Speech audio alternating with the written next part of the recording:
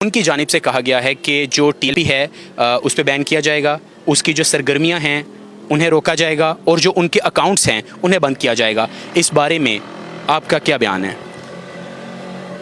ایک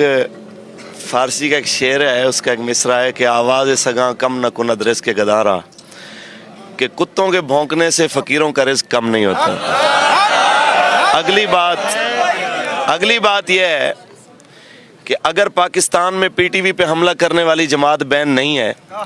اگر پاکستان میں جناب اعلیٰ پولیس والوں کے ہاتھوں سے ان کی وین سے بندے چھڑا کے عمران خان صاحب لے کے آتے ہیں اپنے ڈی چوک والے دھرنے میں، اس کی ویڈیو موجود ہے، آپ نے دیکھی ہوگی، اگر وہ جماعت بین نہیں ہوئی، اگر سول نافرمانی کرتے ہوئے بل جلانے والی جماعت پاکستان میں حکومت کر رہی ہے، تو یہ تو وہ لوگ ہیں جنہوں نے ہتھیار اٹھائے نہیں ہیں، جنہوں نے سینے پہ گولیاں کھائی ہیں، تو یہ کیسے بین کوئی کر سکتا ہے؟ یہ اس کا اختیار ہی نہیں ہے۔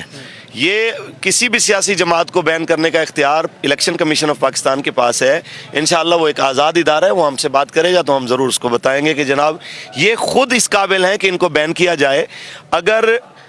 آرٹیکل 62-63 کے تحت نواز شریف کو نااہل قرار دیا جا سکتا ہے تو عہد شکنی کے مترادف وزیر داخلہ اور وزیر اعظم دونوں کو، میں تو کہتا ہوں کہ ہم پٹیشن بھی خیر فائل کر رہے ہیں کہ ان دونوں کو عہدے سے برطرف کیا جائے کہ یہ معاہدہ کرنے کے بعد منحرف ہوئے ہیں، اس کی بجائے کہ یہ ہمارے بارے میں بات کریں۔ خیر ہم اس کو ویسے اتنا سیریس لیتے نہیں ہیں کیونکہ ہمارا ایک ہی مطالبہ، ہم اسی پہ بیٹھے ہیں کہ سفیر کو ملک بدر کیا جائے۔ باقی رہی بات شیخ رشید کی بات، اس نے بڑی چھوٹی بات کی ہے، اس سے بڑی بات آپ کو یاد ہوگا 2019 میں کی تھی اس نے، فواد چودھری نے، کہ ان کو غداری کا مقدمہ ہو گیا ہے، ان کو عمر قید ہو گئی ہے، یہ فلاں کر گئے ہیں، ایسا کر گیا، تو وہ بیچارہ کئی بار اپنی وزارتوں سے ہاتھ دھو کے ذلیل ہو کے تو پھر پتہ نہیں کہاں کہاں پھر رہا ہے۔ تحریک لبیک پہلے سے 1000 گنا زیادہ اونچے مورال پہ کھڑی ہوئی ہے انشاءاللہ۔ اس کی بات سے میں کوئی پریشان نہیں ہوں، میں بلکہ آپ کو جتنے ہمیں سن رہے ہیں، اگر یہ کوئی میڈیا اینکر پرسن ہو یا باقی کوئی ذمہ داران ہو، میں آپ کو قسم دے کے پوچھتا ہوں، آج جب صحافی نے اس سے سوال کیا ہے تو اس کا جواب سنیے گا، اور آپ نے کبھی شیخ رشید کو اتنا بوکھلاہٹ کا شکار نہیں دیکھا ہوگا جتنا وہ آج پریشان تھا۔ آج اس کا چہرہ، اس کی زبان اس کا ساتھ نہیں دے رہی تھی۔ تو میں کہنا چاہتا ہوں شیخ صاحب، وہ کہتے ہیں ذات دی کرلی شتیرہ نو جفے، آپ ایک سیٹ لے کے آپ جس جگہ پہ بیٹھے ہیں، آپ کو یہ سیٹ ملی اس لیے ہے کہ آپ گورنمنٹ کی کالک اپنے منہ پہ ملنے کی عادی ہیں۔ آپ کے کہنے سے نہ ٹی ایل پی بین ہونے والی ہے، نہ آپ کے کہنے سے حضور کے غلام یہاں سے جانے والے ہیں، انشاءاللہ ہم اپنے مطالبے پہ قائم ہیں۔ اچھا سر، ہمیں یہ بتائیے گا کہ جو حضرت محمد صلی اللہ علیہ وآلہ وسلم کے بارے میں جب کوئی بات کی جاتی ہے، جو مسلمان ہیں ان کے جذبات مجروح ہوتے ہیں، لیکن ہماری جو ریاست مدینہ ہے، عمران خان کہتے ہیں، تو اس کا جو رکھوالا ہے اسے گرفتار کر لیا گیا ادھر، ٹھیک ہے؟ تو اب یہ بتائیے کہ وہ یہ کہتے ہیں کہ جو ہمارے تعلقات ہیں باہر کے ملکوں سے وہ خراب ہوتے ہیں، تو کیا ایک جو سفیر ہے وہ اس طرح کی حرکت کرے، یا فرانسیسی صدر ہمارے نبی پاک صلی اللہ علیہ وآلہ وسلم کے بارے میں ایسی بات کریں، تو کیا حکومت کو یہ زیب دیتا ہے کہ اتنا تکرار کرنا اس سارے معاملے پہ؟ دیکھیں جی، پہلی بات تو یہ ہے کہ میں کہنا چاہتا ہوں کہ آج سارے حضرات کی ذمہ داری ہے کہ ایک بار نہ شیخ کی پریس کانفرنس سنیں۔ ایک تو یہ واضح ہو گئی کہ اس نے مانا اس بات کو کہ بھئی یہ بندہ بات کرتے ہوئے یہ دیکھتا ہے کہ جناب کیا کرنا ہے کیا نہیں کرنا، ہمارے باقی ملکوں سے بھی تعلقات ہوتے ہیں، فلاں ہوتے ہیں، تو ہم اس سے کہنا چاہتے ہیں کہ روزہ رکھ کے جتنے جھوٹ شیخ صاحب آپ نے بولے ہیں نا، اور پتہ نہیں رکھا بھی ہے یا نہیں، آپ نے بہرحال کہا ہے کہ میں روزے سے ہوں، تو میں اس آپ کی بات پہ چلو اعتبار کرتا ہوں۔ روزہ رکھ کے آپ نے جتنے جھوٹ بولے ہیں، میں آپ کو چیلنج کرتا ہوں کہ آپ ٹی وی پہ آ جائیں، ہم آپ کے ساتھ مناظرہ کر لیتے ہیں، آپ کا وہ معاہدہ بھی رکھ لیتے ہیں جو آپ نے ہمارے ساتھ کیا، اور آپ کی وہ قرارداد بھی رکھ لیتے ہیں جو آپ پیش کرنا چاہتے تھے، تاکہ قوم کو یہ پتہ چل جائے کہ آپ نے معاہدہ کیا کیا اور اب بات کیا کر رہے ہیں۔ ٹھیک ہے۔ اچھا سر، آخر میں یہ بتائیے گا کہ اب افطاری کے بعد جو ٹی ایل پی قیادت ہے اس کا کیا لاہ عمل ہے؟ دیکھیں جی، لاہ عمل یہی ہے کہ جس طرح تحریک لبیک یا رسول اللہ پہ پاکستان کی تاریخ کا بدترین تشدد ہوا ہے اور ہو رہا ہے، 2 درجن سے زیادہ نبی علیہ السلام کے غلام نہتے، جن میں 10 سال کا ایک بچہ بھی ہے، جس میں 70 سال کے بزرگ بھی ہیں، جس میں 18 سال کے نوجوان بھی ہیں، اور زخمیوں کا تو حساب ہی نہیں ہے۔ سینکڑوں بندے ایسے انہوں نے کہ کسی کو ریڑھ کی ہڈی میں گولی مار دی، کسی کو ٹانگ میں ایسی جگہ فریکچر کیا کہ وہ عمر بھر کے لیے معذور ہو گیا، اور ہزاروں بندے جیلوں میں ڈال دیے۔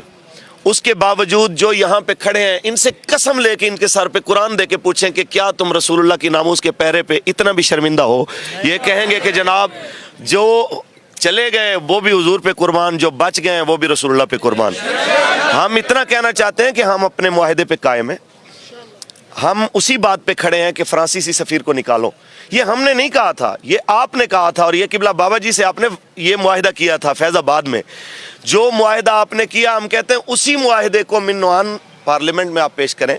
جو قرارداد میں آپ کو دیتا ہوں، ویسے آپ قرارداد اگر آپ چلا سکیں تو وہ دے دیجیے گا، میں آپ کو سینڈ کروں گا۔ وہ جو لانا چاہتے ہیں، نہ اس میں سفیر کا ذکر ہے، نہ اس میں فرانسیسی مصنوعات کا ذکر ہے، تو یہ وہی لالی پاپ جو دنیا کو دینا چاہتے ہیں وہ اس طرز کی، تاکہ قوم کو جو ہے نا بے وقوف بنایا جائے۔ اور الحمدللہ قوم نے رسول اللہ کی ناموس پہ پہرا دیتے ہوئے جس طرح قبلہ بابا جی کو اور ان کی ٹیم کو دیکھا ہے،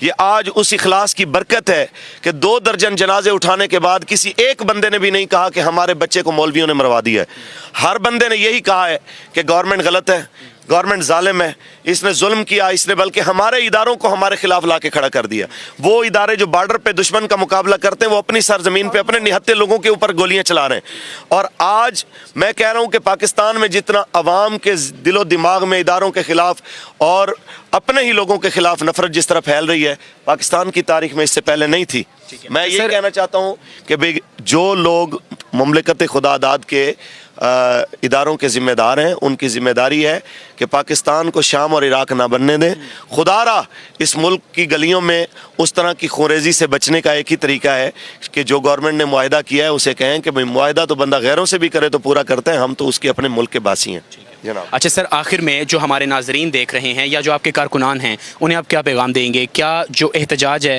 وہ منظم کیا جائے، یا جو انتشار ہے،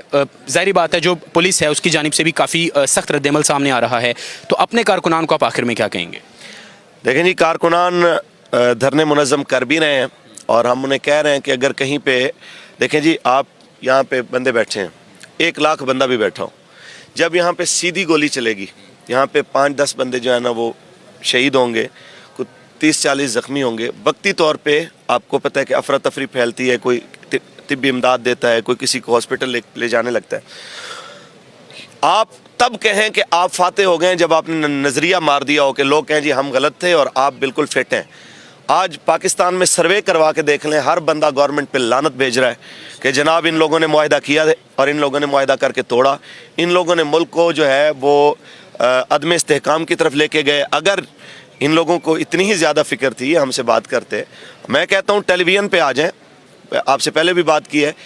کہ ٹیلی ویژن پہ آ جائیں، اپنے اسی معاہدے کے مطابق ہم سے بات کر لیں